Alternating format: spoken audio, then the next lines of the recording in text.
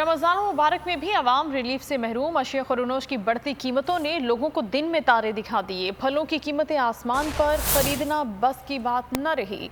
घी, तेल, दाने, चीनी और गोश्त भी महंगे दामों फरोख्त हो रहा है।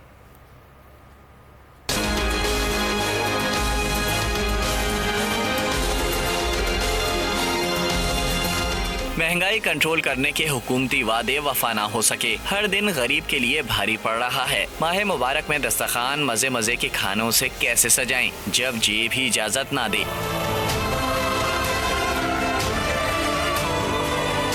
फल जमीन पर लेकिन कीमतें आसमान पर। आड़ू और स्ट्रॉबेरी 250, सेब 120 से 200, चीकू 130, अमरूद 120 से 150, केला 100 से 150 रुपए दर्जन, खजूर 200 रुपए से 300 रुपए किलो मिल रहा है। मटन और बीफ के बाद मुर्गी ने भी पर तोल दिए। मुर्गी का गोश्त 480 रुपए से 500 रुपए फी किलो में फरोख्त हो रहा है। घी और तेल 290 रुपए से 310 रुपए में फरोख्त हो रहा है। दालों की कीमतों में भी 10 से 15% इजाफा कर दिया गया। हम गरीब आदमी क्या करें बताएं। इमरान खान साहब को बोले कि हम डकैतियाँ करें, अपने बच्चों को बेच के जाएं। महंगाई बढ़ती जा रही है। बस हुकूमत को चाहिए कि गरीब आवाम का सोचना चाहिए, थोड़ी सी महंगाई कंट्रोल में लानी चाहिए। कोई सस्ती नहीं है चीजें, जो वही महंगाई है। वो महंगाई इतनी है, रमजान की वजह कोई एहसास ही नहीं कर रहा। इस कदर तकलीफ में है लोग कि जो मतलब ज़कात निकालने वाले हैं ना, जो जिन पे लागू है कि ज़कात वो ज़कात भी घर में रख रहे हैं क्योंकि उनको पता शायद हम भूखे ही ना मर जाए। बढ़ती महंगाई पर अवाम सीख पा